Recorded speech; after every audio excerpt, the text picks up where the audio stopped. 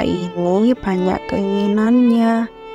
Semua permintaan dan pengharapan harus berdasarkan prinsip teologi yang benar. Berarti kita harus selalu belajar firman Tuhan ya Pak, yang membuat kita mempunyai prinsip teologi yang benar. Walau kelihatannya yang terjadi tidak sesuai dengan bijaksana manusia. Benar, dunia pada waktu itu mengakui seorang yang sangat berkuasa sebagai penebus mereka, yakni Kaisar Romawi.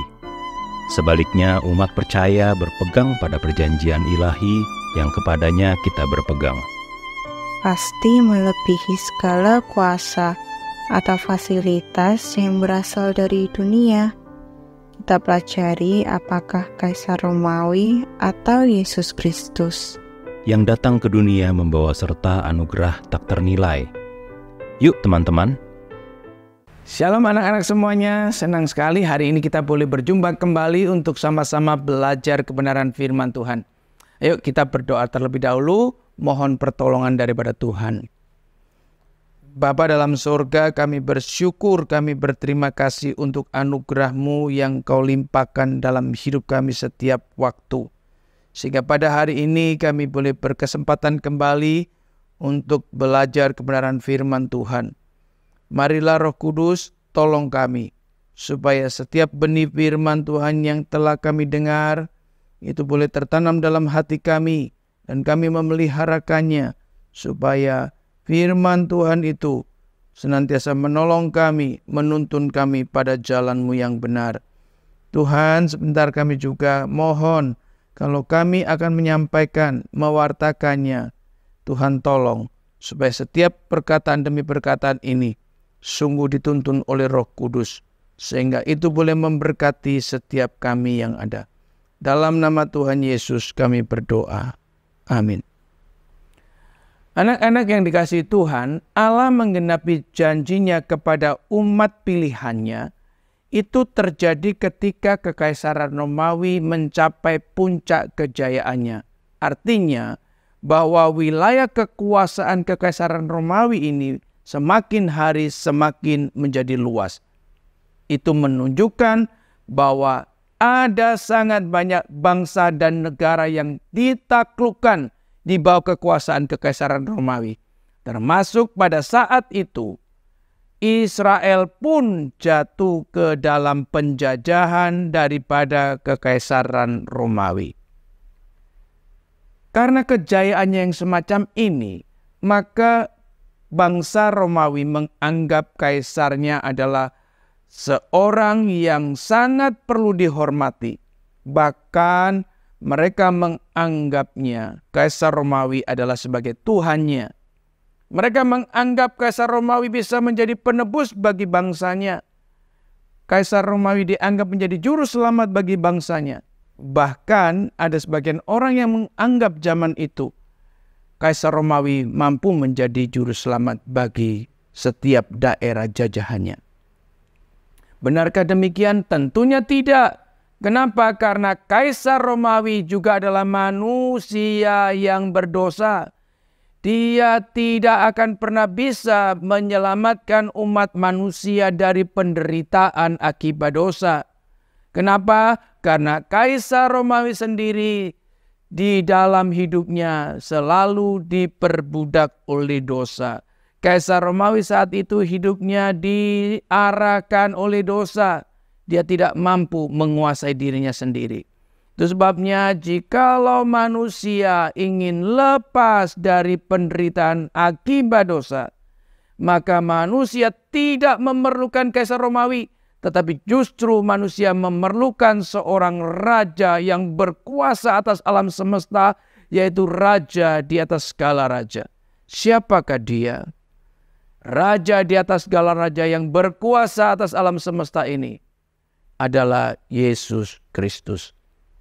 Anak-anak yang dikasihi Tuhan, sebelum Yesus Kristus tampil sebagai seorang raja di dalam pelayanannya, maka Allah sendiri telah mempersiapkan seorang yang bernama Yohanes untuk menjadi pembuka jalan bagi Tuhan, mempersiapkan jalan bagi raja di atas segala raja yang akan tampil menjadi seorang yang mengabarkan kabar baik.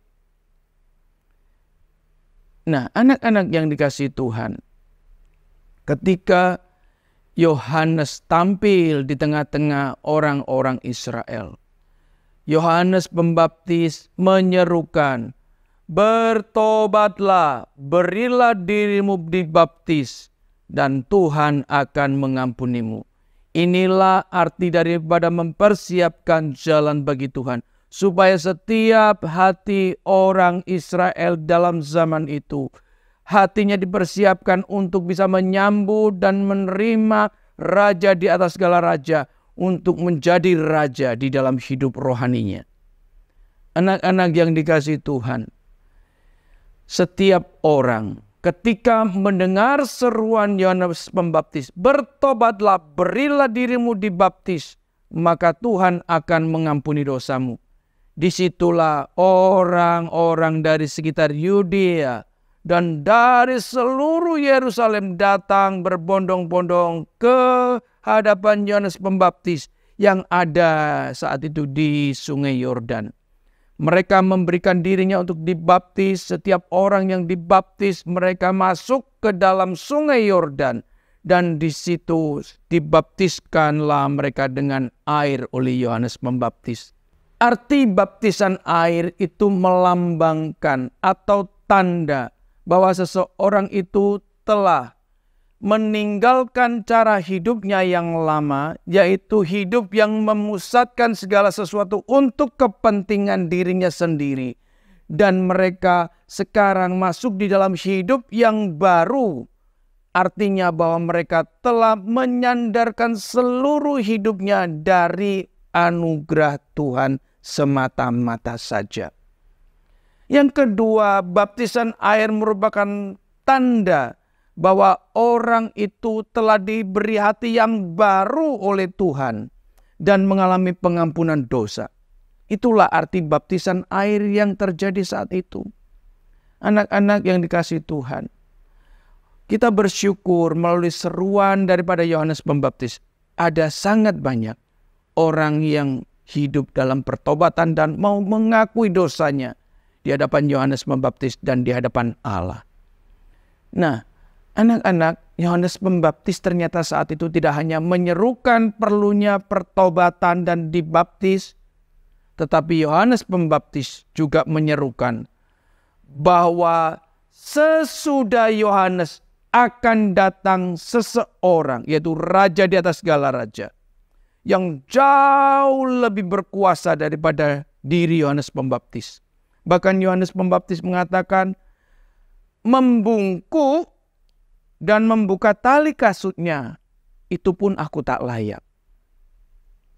Hal kedua yang dikatakan Yohanes Pembaptis kepada begitu banyak orang Israel saat itu yang dibaptiskan, dia memberitahukan bahwa kalau dirinya, yaitu Yohanes Pembaptis, membaptis mereka dengan air, ia yang akan datang itu, raja di atas segala raja yang akan datang itu, akan membaptis setiap orang yang menerima raja di atas segala raja untuk bertakhta di hatinya, maka raja di atas segala raja itu akan membaptiskan dengan Roh Kudus.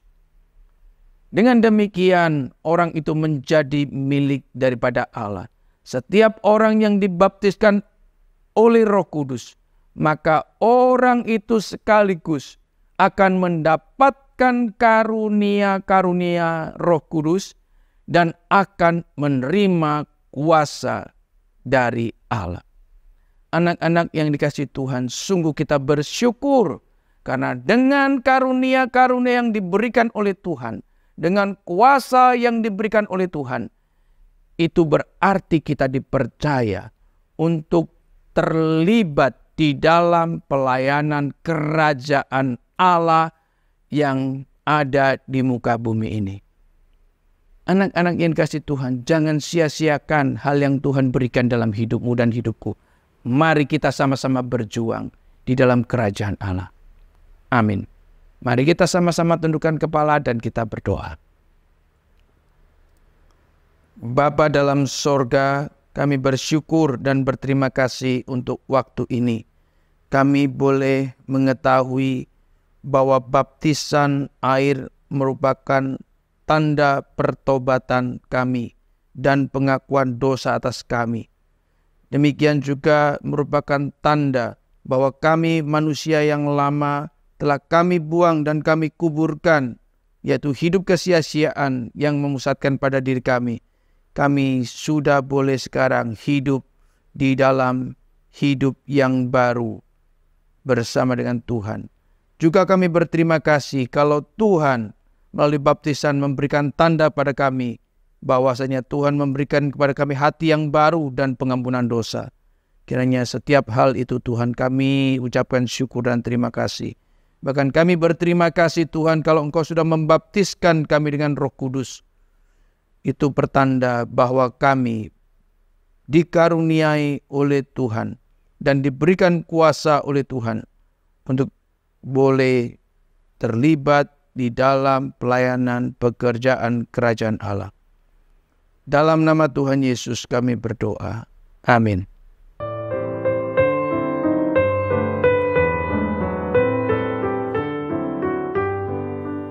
Puji syukur karena Allah datang ke dunia bukan naik pesawat terbang yang hanya dapat dinikmati orang kaya, namun melalui firman Tuhan yang akan dinikmati oleh orang-orang yang dikasihinya. Demikian juga Sang Perintis jalan bagi kedatangan Mesias itu. Dia memakai jubah bulu unta, Bukan pakaian halus, berikat pinggang dari kulit, bukan dari emas, makanannya belalang dan madu hutan. bukan yang dimasak oleh koki terkenal dari bahan yang mahal. Sekalipun demikian, dia melakukan tugas penting, Yakni membaptis dengan air sebagai bayang-bayang dari Kristus yang membaptis orang berdosa dengan Roh Kudus. Kita semakin kagum atas firman-Nya dan terus baca dari Markus 1 ayat 9 sampai 11.